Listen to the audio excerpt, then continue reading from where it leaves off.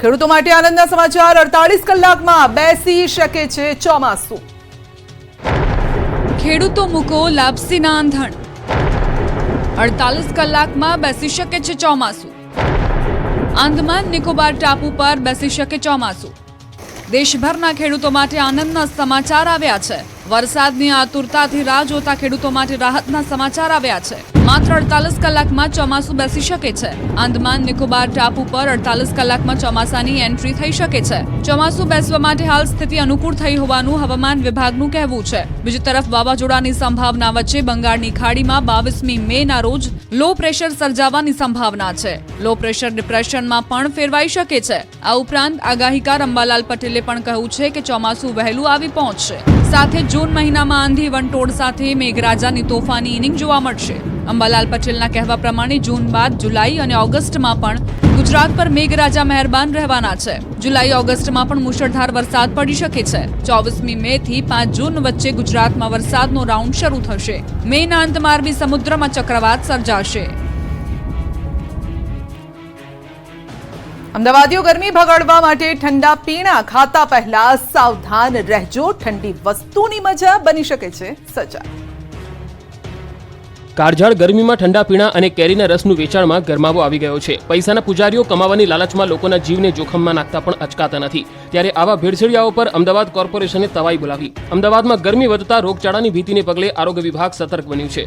અમદાવાદ શહેરમાં માથાફાડ ગરમીમાં લોકોને ઠંડા કુલ કરતી ઠંડા પીણાની દુકાનો પર એએમસીએ દરોડા પાડ્યા.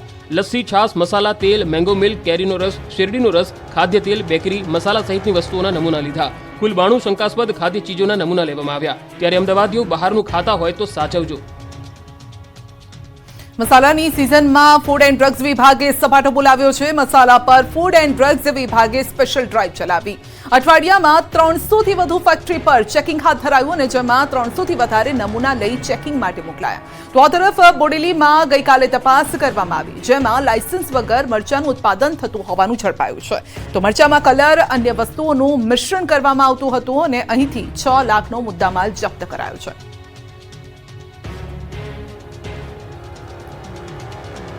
ગરમીનો પારો ઉંચકાતા રોગચાળો પણ વકર્યો છે. મહીસાગરમાં દર્દીઓથી ઉભરાઈ હોસ્પિટલો.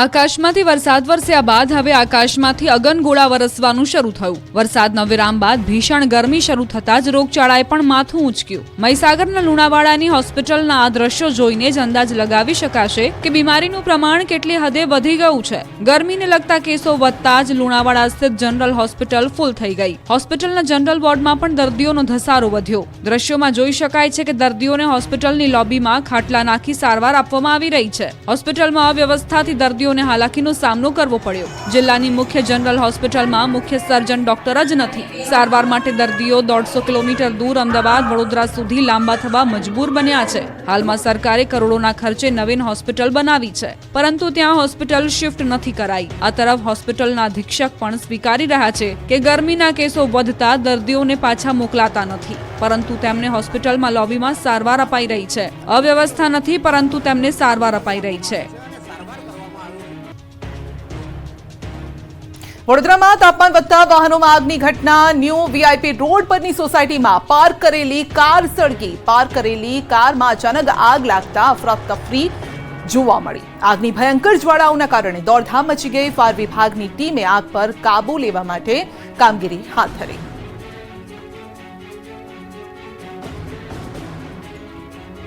અમદાવાદમાં મદ્રેસાના સ્કેનિંગ દરમિયાન આચાર્યને ટોળાએ ગળદાપાટુનો માર માર્યો. 2 વ્યક્તિ સહિત ટોળા સામે નોંધાઈ ફરિયાદ. અમદાવાદના દરિયાપુરમાં મદ્રેસામાં આચાર્ય સર્વે કરવા જતા ટોળાએ તેમના પર હુમલો કર્યો. આચાર્ય દરિયાપુરમાં આવેલા સુલતાનનો મહોલ્લોમાં સર્વે કરવા જતા તેમના પર હુમલો કરાયો.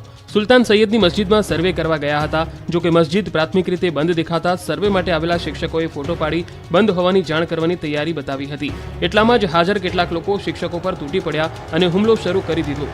જોતજોતામાં સ્થાનિકોનું ટોળું ત્યાં એકત્ર થઈ ગયું અને શિક્ષકોને ત્યાંથી ભાગવાની ફરજ પડી હતી.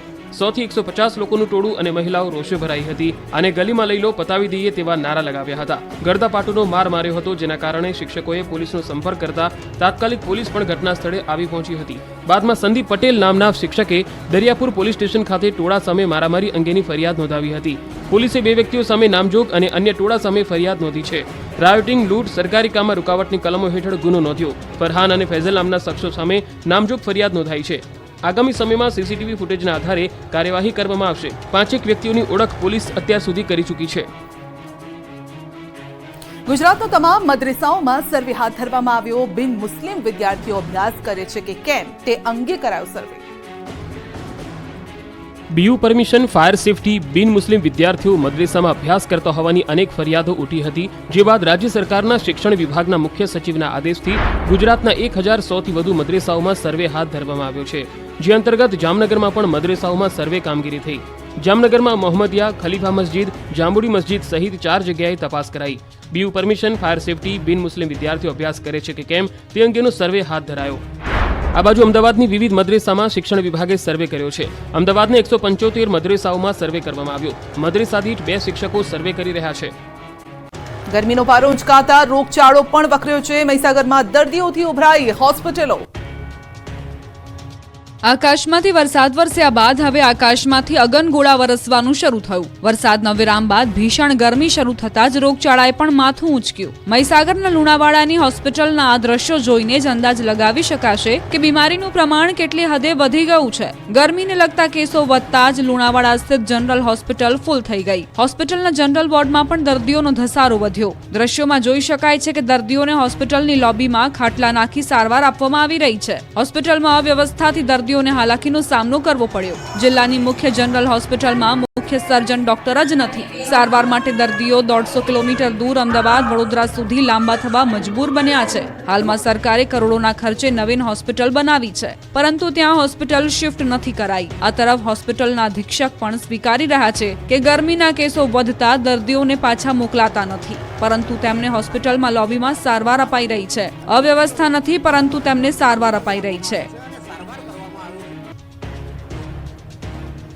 વડોદરામાં તાપમાન વધતા વાહનોમાં આગની ઘટના. ન્યૂ વીઆઈપી રોડ પરની સોસાયટીમાં પાર્ક કરેલી કાર સળગી. પાર્ક કરેલી કારમાં અચાનક આગ લાગતા અફરાતફરી જોવા મળી. આગની ભયંકર જ્વાળાઓના કારણે દોડધામ મચી ગઈ. ફાયર વિભાગની ટીમે આગ પર કાબુ લેવા માટે કામગીરી હાથ ધરી.